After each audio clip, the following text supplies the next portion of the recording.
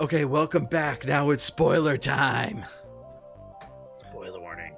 So yeah, if you're not here for spoilers, I'll put the little link way over there. We just finished our non-spoiler review of the Orville episode 2 of season 3, Shadow Realms. We're gonna go into spoiler territory now, so you have been warned. There is a big red box on the thumbnail of this video that says spoilers. If you've come this far, then it's completely your fault. I don't know what to say.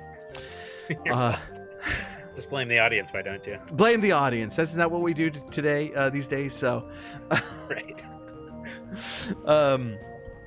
But yes, to reintroduce, I am Techno Funk Boy here with the Henshin Dad himself, and we just both of us watched Shadow Realms today, and prepping this, I did get to watch it earlier. I mentioned the last time that one of the problems I had the first time I watched it was on my phone, and I had major problems with the CGI, and on the screen it was much better. I'll go ahead and tell you what that is since this is spoiler time. The monsters. Holy, they are a blend of practical and CGI.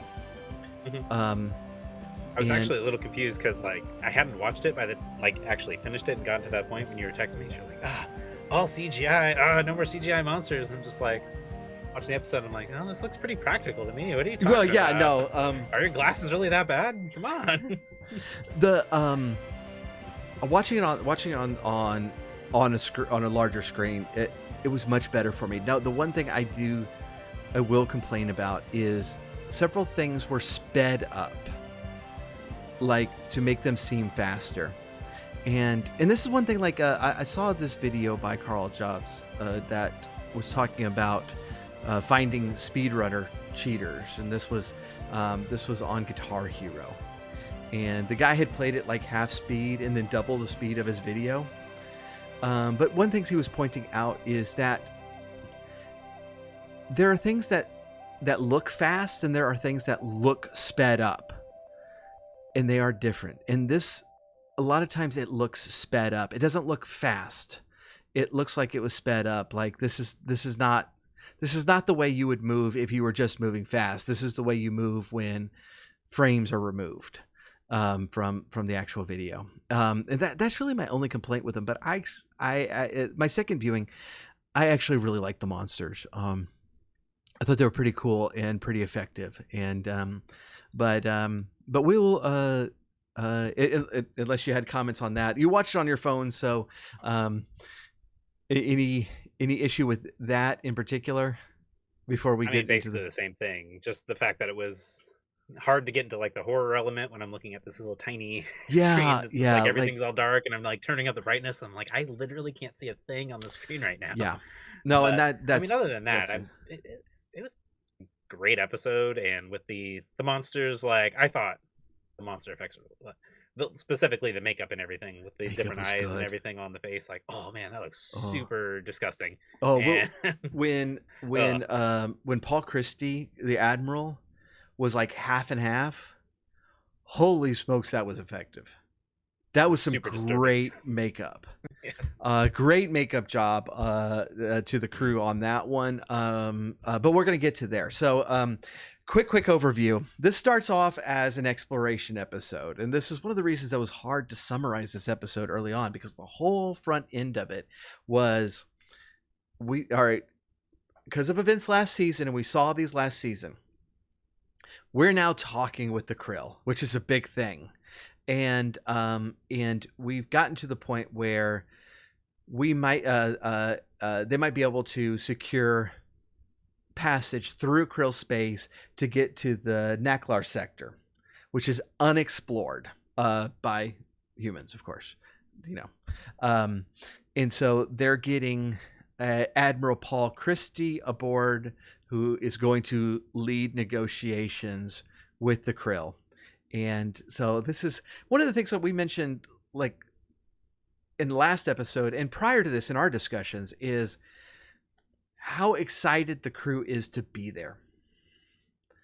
And this is an example of that. Like, they've gone through some tough times, but like everybody's excited that we might be the ones to be the first ship out there. And I really like that. Like they are positively like elated and stoked about the whole thing. It Yes. brought back to that first contact episode. It's like, oh yeah, this is why we're here. We're exploring something completely like Right. unseen by human eyes, and it's basically history in the making. And it's just seeing just how giddy they are about it. Like you were saying beforehand, it's like, okay, this is great. This This is this feels hopeful. yeah, yeah, like this is an optimistic future. And that's so important in Star Trek. And so absolutely love that. We find out that Claire knows the Doctor and has a history with him. He used to be her professor in the academy, and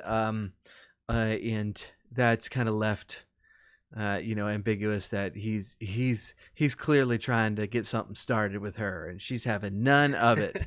And Although mhm. what I told you the first time, like as soon as you heard his voice off screen, I was like 100% convinced that it was actually can't remember how to pronounce his name, Bruce Boxleitner. Boxleitner. Yeah. Boxleitner. I was like, is that him? Is that him? I got That'd be very awesome. excited for a second there, Yeah. but I was like, he's not there. Okay, Gosh, clever if they deal, got but Bruce Boxleitner, I'd be pretty bummed. yeah, I mean, this would be better than the first episode. Honestly. just his inclusion alone. His inclusion, yeah. It was like I was watching a criticism of Tron Legacy and the other day, and like I really did like that movie, but the one complaint about the movie that they had was, for a Tron movie, there sure was very little Tron in it, and I have the same complaint because that is Bruce Boxleitner's character, and he's just great in that role, and crazy how there's more Tron in Kingdom Hearts than there is in the actual sequel to the Tron movie. Bizarre. Yeah. Did you watch the Uprising thing? Is that what it's called? The cartoon one? I think I may have asked you this by the way. I never did. No. Oh, it's great. It's great. Is it? Okay. Yeah, and there's a lot of Tron in it. Ton of Tron. So, anyway, so we find out they have like this reception for the Krill, which is hilarious. I love how, and this is such a Starfleet thing. I know it's not Starfleet, but this is such a Starfleet thing to throw a reception for alien races that will not appreciate them and will not like them. But no, we have to have a soiree with drinks, and no one wants to be there, and they like literally nobody. Right, yeah, and like one of the Krill had a great line that's like, where they were like, "Hey, yeah, we're gonna be friends now." He goes, "I would not count on that long term. As soon as the Kaelon are destroyed, we're going back to war." And they're like, "Great, let me go get more drink." And I love that. Would you like to drink? Yeah, but it is revealed that Admiral Christie is Claire's ex-husband, and they had met in the academy. Gotten married, and she wanted more of a family and he did not, and so they got divorced, and obviously he's not over it. He even kept the ring. It's very important later. I like how they stuck that in though. That was that was well done. The negotiations go well, and there's some back and forth and give and take on it. The important part about that scene though is when they bring up going into the Kalar expanse, the Krill are like, "No, you don't want to do that. There's demons there." And all the humans are like, "Oh, demons, you crazy backwater religious types. How silly." And they're like, no, seriously, they'll possess you. They're demons. You don't want to go there. We don't go there. And you go there at your own risk, basically. Right. Don't expect us to help you. Yeah. There was a line in it. It's like, you may go, we will not save you. And they're like, well, have you ever seen one of these demons? And they're like, no, our holy book says that there are demons and we believe it. And you're an idiot. And turns out they're right. Spoiler. Every time Captain Mercer argues with religious people, he sounds like an idiot. And he's proven wrong, basically. Every single time. I mean, yeah. And it is really funny how reasonable the krill sound in all these episodes. Besides, like the chopping off people's heads and stuff. But just the little things, yeah. And as the krill are leaving, they give a prayer for those who are about to die, which I thought was metal. That was great. I mean, it gets to show those characters too. It's just like they're not like heartless creatures either. It's just like Right, they're yeah. presented as a very like sympathetic race, and they are sympathizing with the humans, being like, "Well, shoot, okay, we'll pray for you, but don't expect us to help." Right, you. yeah, we're not going to help This is you. nuts. Yeah. A line I wrote down from Captain Mercer about just sounding stupid is if there's something out there, it isn't supernatural. I was like, well, that may be. That doesn't mean you can handle it. Mm-hmm. Like, and I mean, it's even brought up in the meeting when they're talking with the other admirals, and just like, I mean, even if the book is goofy and they're wrong, there probably is some truth to behind what they're saying. It's not they didn't pick a random place and say there's demons there out of the blue. There probably something happened, and they're like, I don't care, we're going. Well, what I find interesting is that they spent, I can't remember if it was the first season or the second season, but they spent a significant amount of time like sneaking onto the ship, disguising themselves just to get pictures of the book. And now the krill are offering up like, oh, this is what our book says about this. You better be prepared. That's an interesting point. Yeah. You think they would be like, oh, okay, well, maybe we should listen to them on this. This might be important. Right. It's good information and good intel for us to have. Like, but whatever. Yeah. Yeah. YOLO, I guess. The Admiral tries to hit on Claire again in the holodeck restaurant that she's eating at, and reveals that he still carries around his Solayan Sunstone ring, and for good Sounds luck. Like such a JRPG item, honestly. Solayan Sunstone, and also if you go back in time for 1,000 years and put the Solayan Sunstone in a place where it's going to get constant sunlight, in 1,000 years it will sparkle and be able to make weapons out of it. Raise your magic stat by 2 points. Yeah, no, I love this. This habit of this is Star Trek too. Well, really all of them is just like put like an alien name next to it, like an alien planet, and then it's like this is Kronos, copper. It's like, ooh, it's from Kronos, Even better, yeah. Yeah, that must be rare. Yes. Gosh, Captain Mercer's unprepared speech on the way out was in the trailer, and I laughed in the trailer, and I still laughed that he forgot to prepare a speech, and so basically told the entire crew, may the force be with you. What's interesting is, like, given the context of that world and everything, I can't remember what year it actually takes place in, but all of these 20th century, 21st century like references and everything, is just like, how will we look back on that in like 200, 300 years, like that specific line from Star Wars or anything else from pop culture that we like passed on? It's like, interesting. It's kind of like how we look back on like Shakespeare stuff and those tropes that come from those plays. It's like, okay, well, I guess, yeah, it'll be like Shakespeare in like, several hundred years. Well, yeah. Well, was it in Star Trek Beyond? I forgot what they were playing, but it was some hard rock thing. And oh yeah. And one of them says, Captain, is this classical music? Yeah, okay. Which is a great line. It's like, but yeah, like, I mean, Picard always quoted Shakespeare and stuff, and I obviously his taste ran there. Mercer's taste runs to actually our present day, back to the 70s. We get Dolly Parton, we get Billy Joel, and all the movies they play in it are old musicals, and he clearly likes like jazz and standards and stuff, and well, I mean, I'm sure he's writing Mercer to be like himself. I mean, is there really any acting there? No, basically yeah, on a daily basis. Well, and we see this like so much. Like I think they, Singing in the Rain was a prominent feature in one of the episodes in season 2. I only remember that because our buddy Josh is on that episode. That's his next episode, and so I was remembering the finale of that one, the singing in the rain stuff, where he made it rain on the bridge, and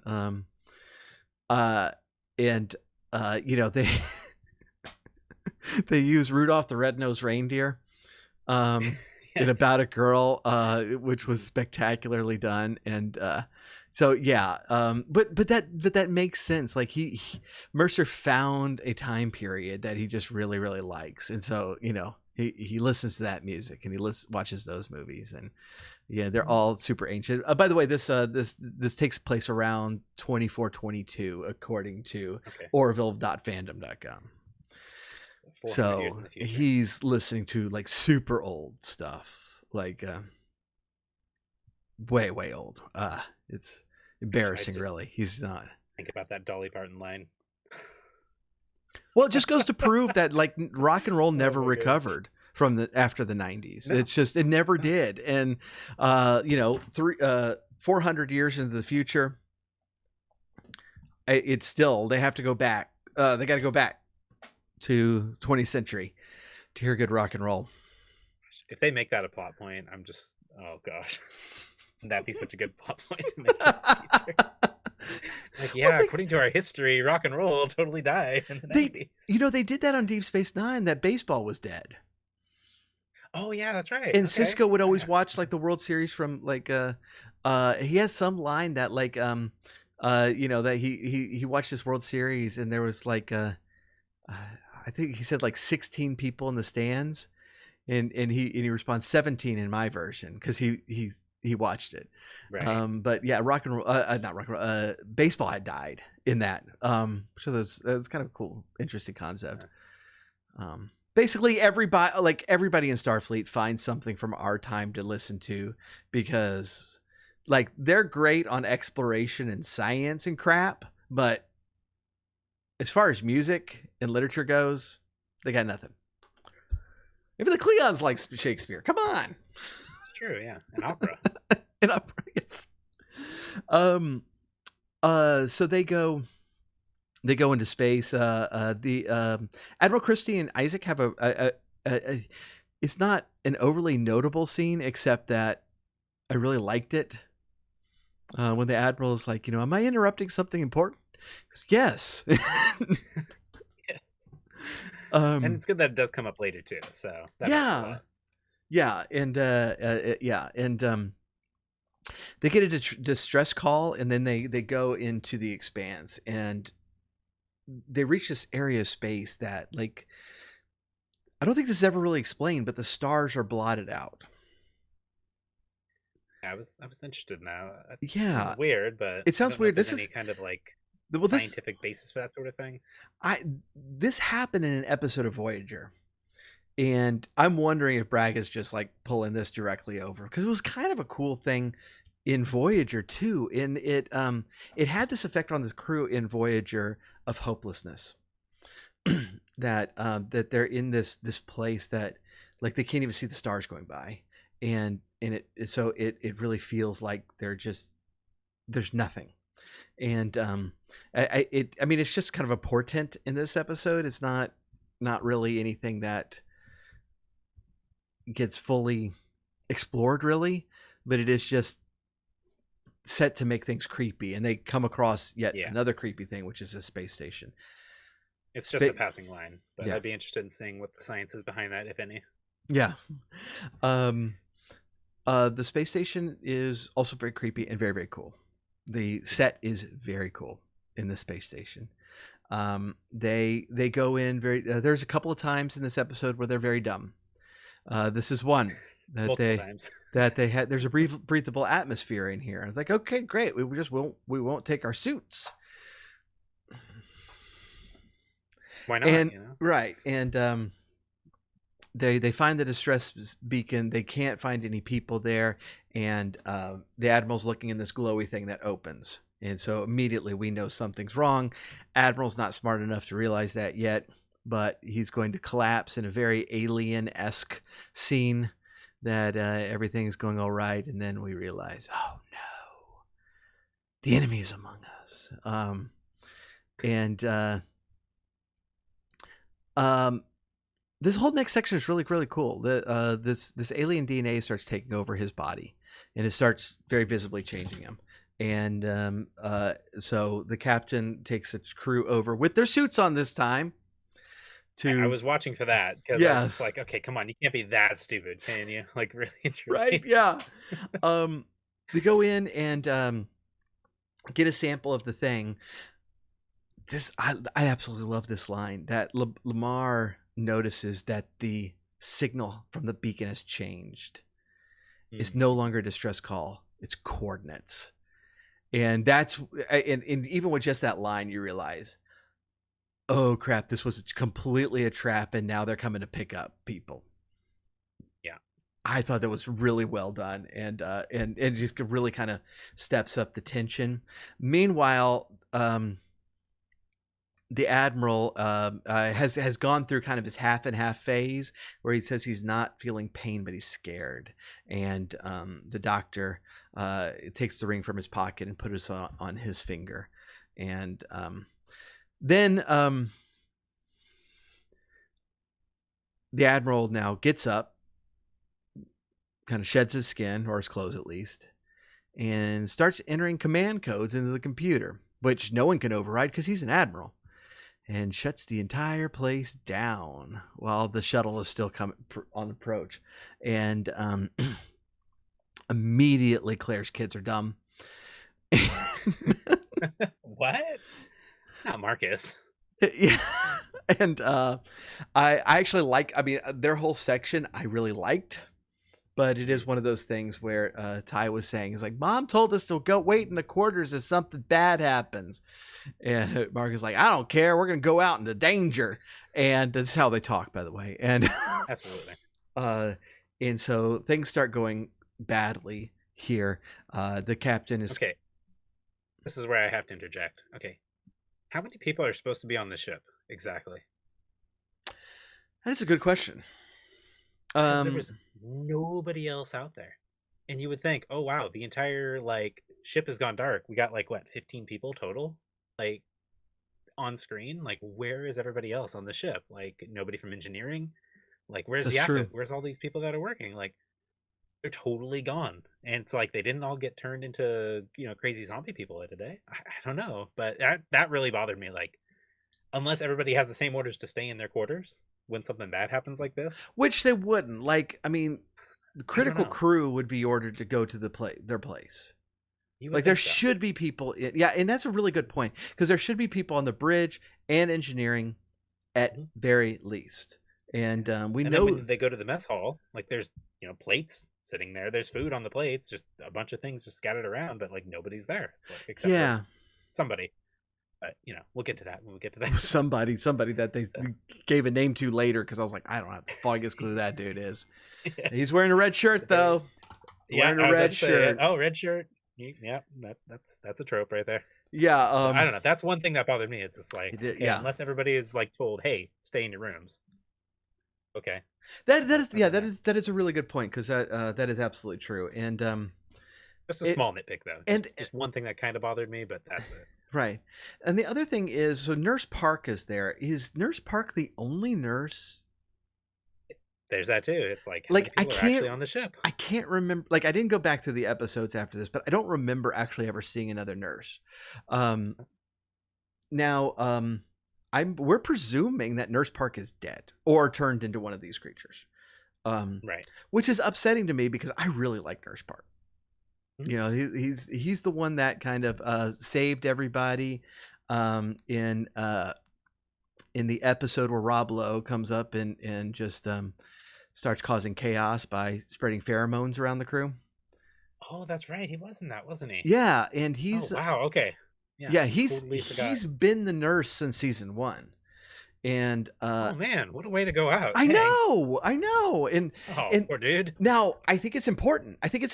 Because if we're only taking out red shirts, which kind of we have been, not we're going out of order here, but you know, the patient 0 is the admiral, and we learn that they can now spit this stuff that's going to turn you into an alien and kind of have you go almost immediately.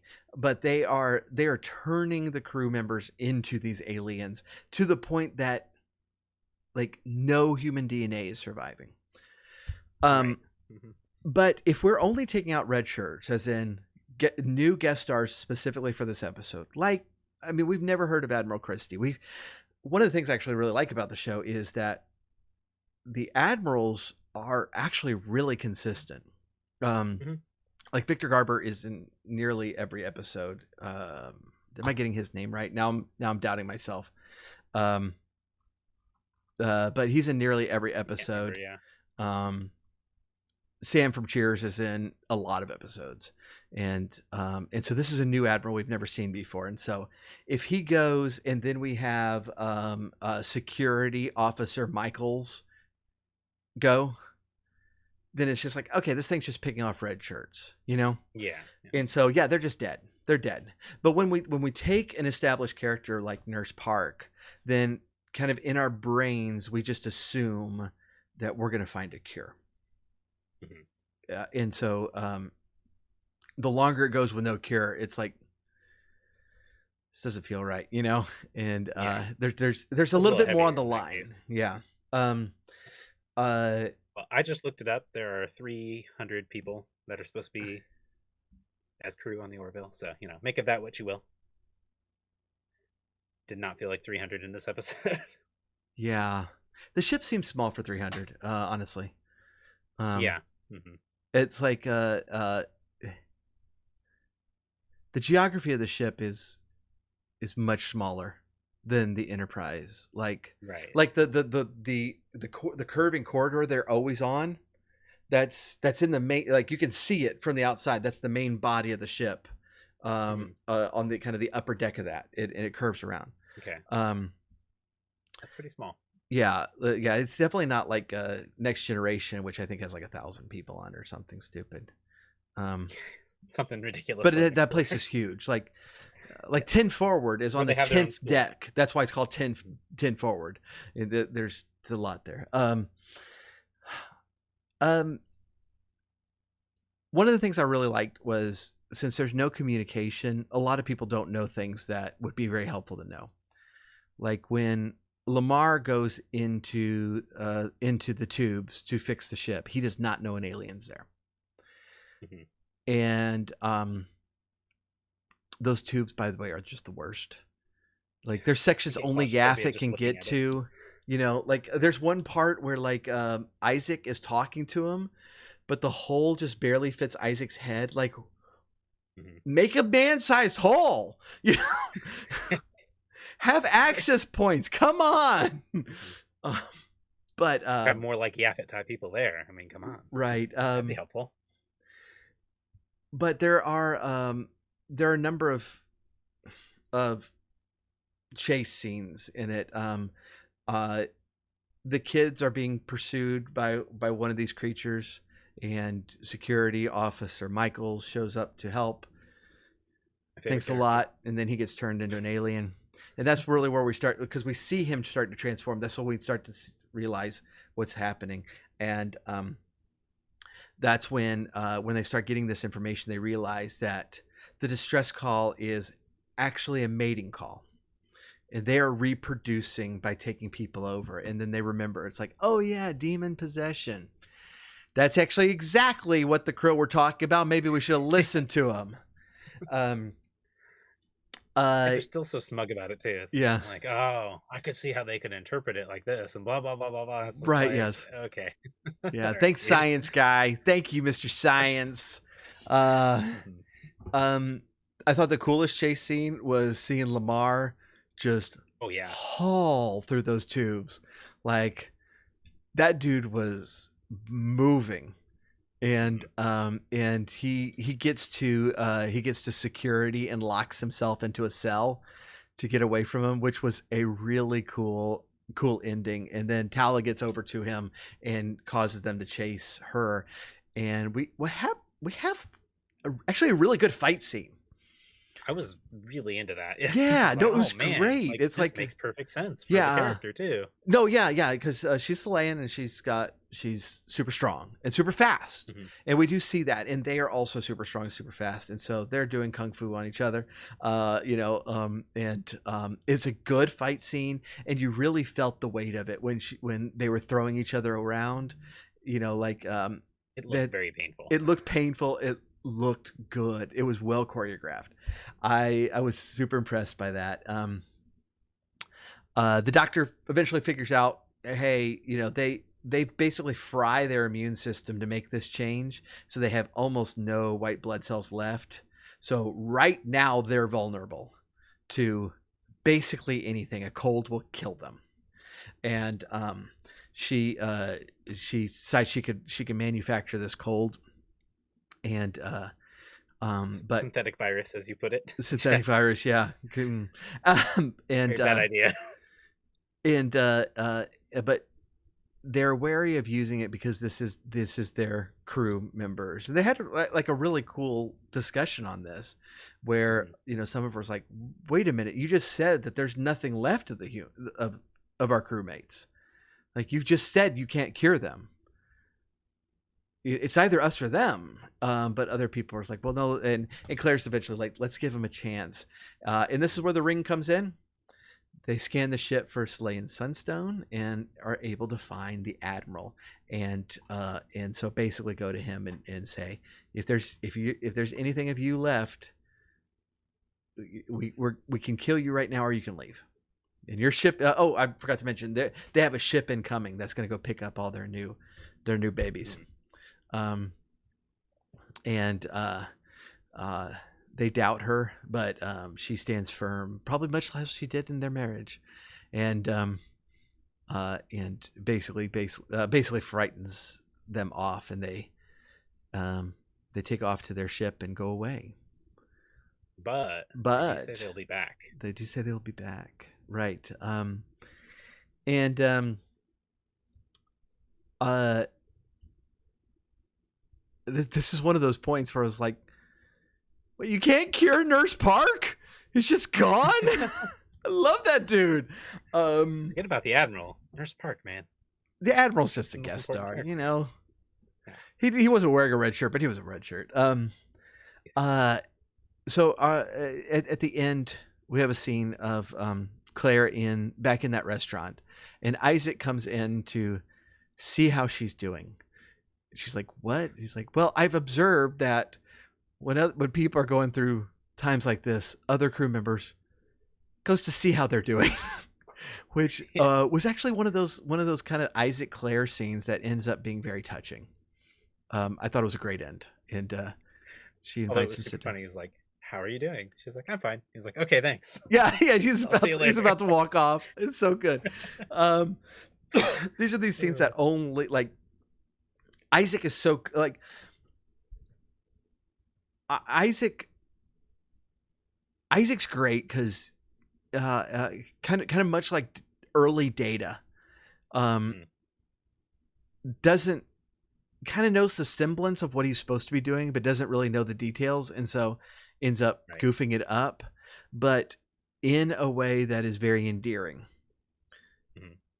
And I thought this scene was like that he's putting forth a really good effort, and he's messing it up, but darn it, he's making a good effort. You got to give it to him, And that's why I really like this like that scene to kind of close things off. And now that Isaac has gotten rid of all of the competition,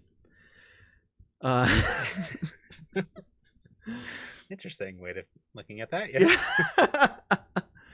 Yeah. There's so many twists and turns in this one that I wasn't expecting. I wasn't expecting to turn into a horror film. I wasn't expecting them to kind of fight to a draw at the end, and not cure it. Nope. Like Next Generation would have cured everything. And this was other thing that was interesting is Claire says that they're going to withdraw from the sector for the time being. It's like, holy smokes. Like, they went to all that trouble to get to the Naklev sector, and They're just leaving. Um, Mhm. and which is probably smart. Taking those demon prophecies seriously for once. Um, Exactly. but yeah, so this is probably going to come back to haunt us, Mhm. because we already have two enemies that we're not able to defeat either one. So add a third. That's always a positive thing to do. But I doubt we'll see them back for a while. We've got 9 episodes left in the season, and I'm hoping that. When we mentioned this last time, it's like I don't want like a whole season of Kalon or Mhm. weird spider people episodes. I want them to do other exploring and other situations and other Yeah. weird weird things, and I think they will. So it'll be interesting to see if and when they progress the Kalon War, or if and when they bring these characters back. Um, you There are know, two things that stuck out to me that I'd really be curious to see like where they're going from here. The first one would be, are they going to continue going into the Krill space and like adventuring and seeing different areas and whatnot? Like, are they actually going to keep that up for the rest of the season? I don't know. I imagine they will. I see, imagine I that's thought a that pretty decent thrust of the episode of I the thought season. that I thought that was too, because I had to pay attention the second time, because in the beginning they mentioned the sector and then the expanse, which Mhm. the expanse seemed to be in the sector. And so I was trying to pay Yeah, attention as to which one they mentioned at the end. And it's the entire sector that they say they're withdrawing from. And so interesting. that threw me, because it's like, wait a minute, are like after all that trouble, you're pulling back? I mean, completely, or are we going to see more of that? And I'm very curious as to what's uh, basically which one's happening. Yeah, If they're going to withdraw for a time and then go back, or if they've got like a more close to home episode they need to do first, and so they're going to come back for a little bit and then go back. Who knows?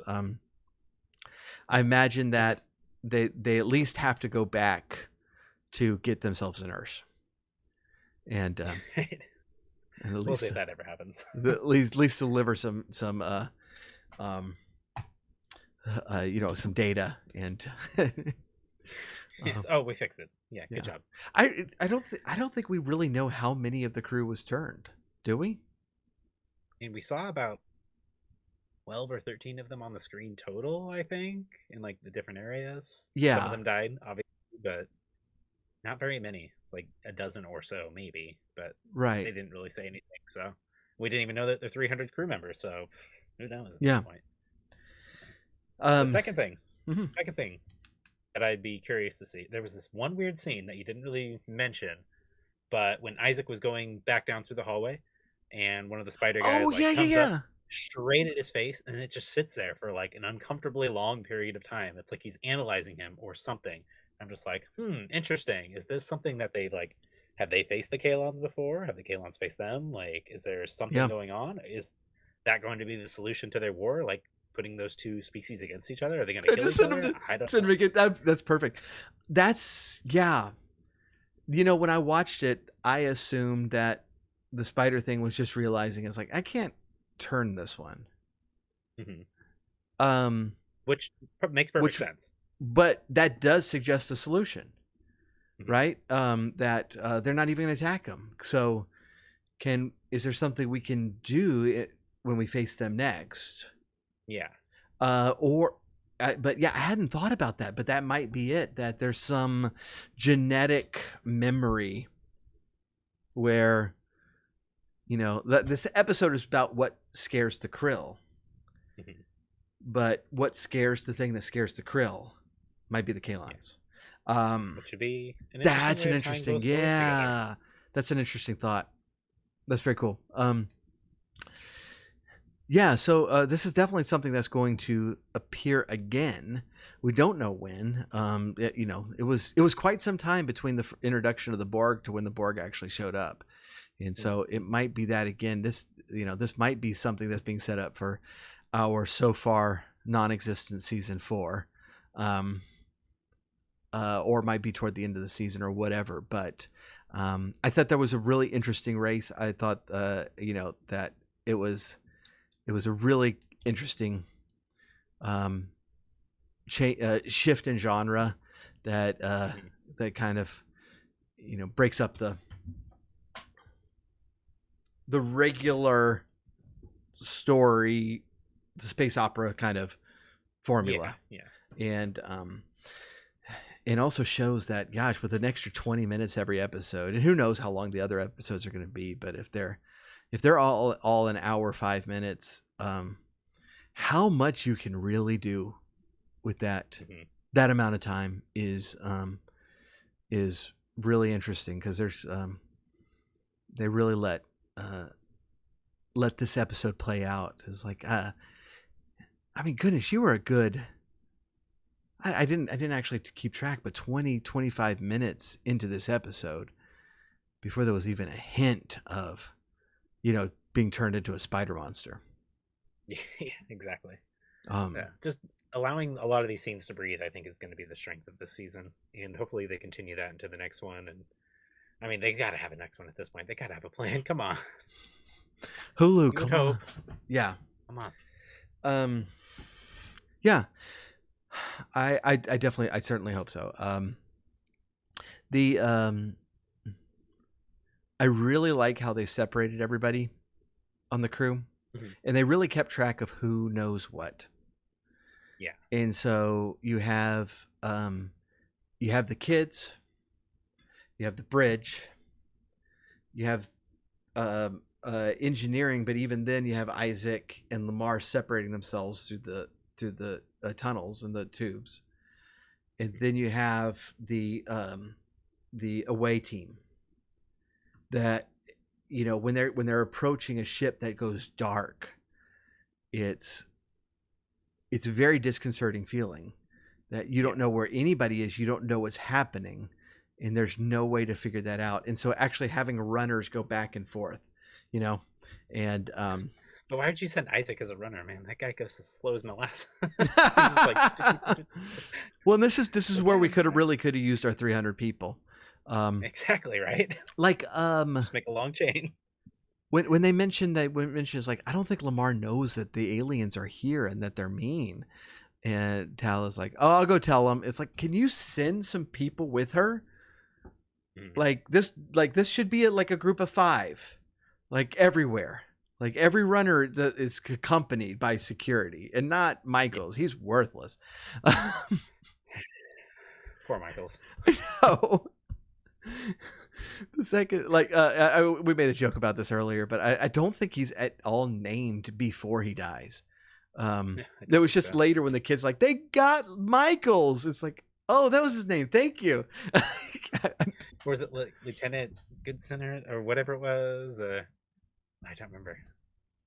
You made a joke about that when we were talking. You're like, no, not him. Oh, yeah.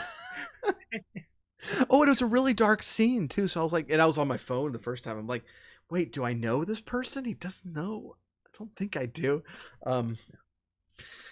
Yeah, I like all the twists. I really did appreciate that they weren't cured and they weren't killed at the end. Oh yeah. This was like actual consequences. No right. way. Well, and it was like, it was hinted the whole time, because if this had been a TNG thing, like the doctor's like I have no power, like I'm trying, is and sometimes solutions pop up. It's like, well, I don't think any of them are gonna volunteer to be examined, and then Tala comes in carrying one. It's like, I killed this one for you. There. It brought you a patient. And yeah, that was great. But then they're asking, it's like, okay, how's it going? And she's like, pretty slow. I have limited memory and limited power, and I don't know where my nurse went. Guy's a slacker. That's true. Where, I could really use the help right now. Where's everybody in sick bay? Park, where are you? On Park. Oh dear.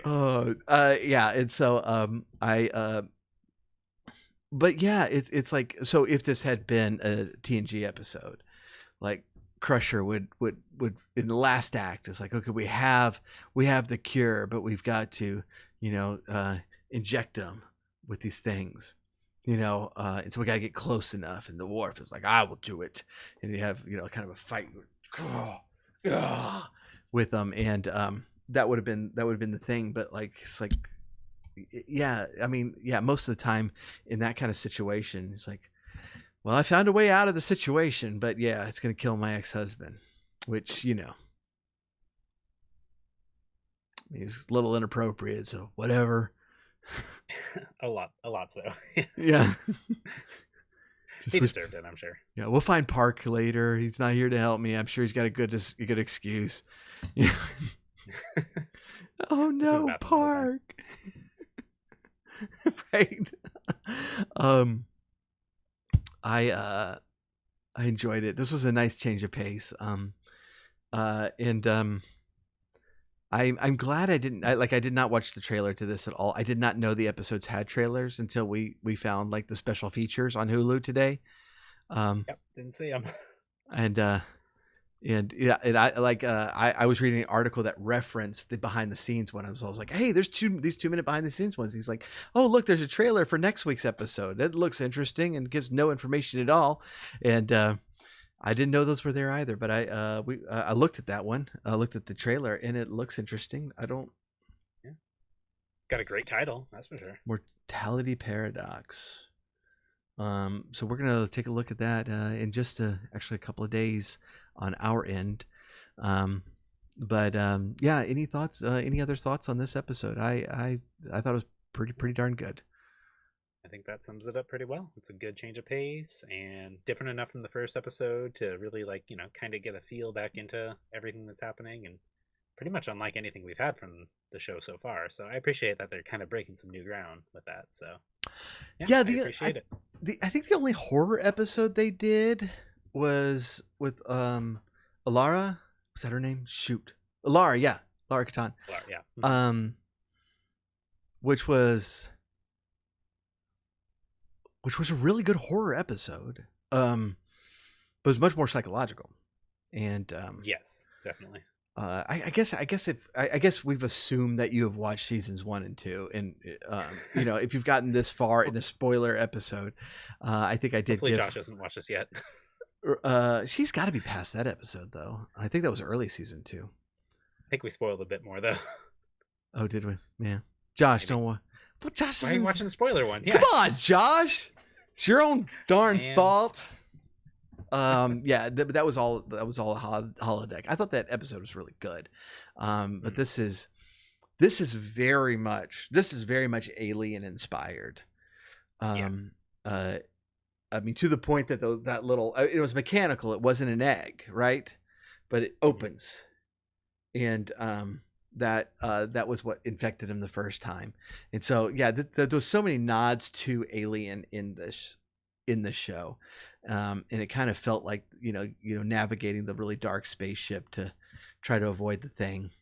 And so it's so it's much less psychological, much more tense, which I really appreciated. I thought it was good. Mm-hmm. But yeah, I think you're right. This was a perfect after the real emotional hit of last episode. This was the perfect follow-up to that.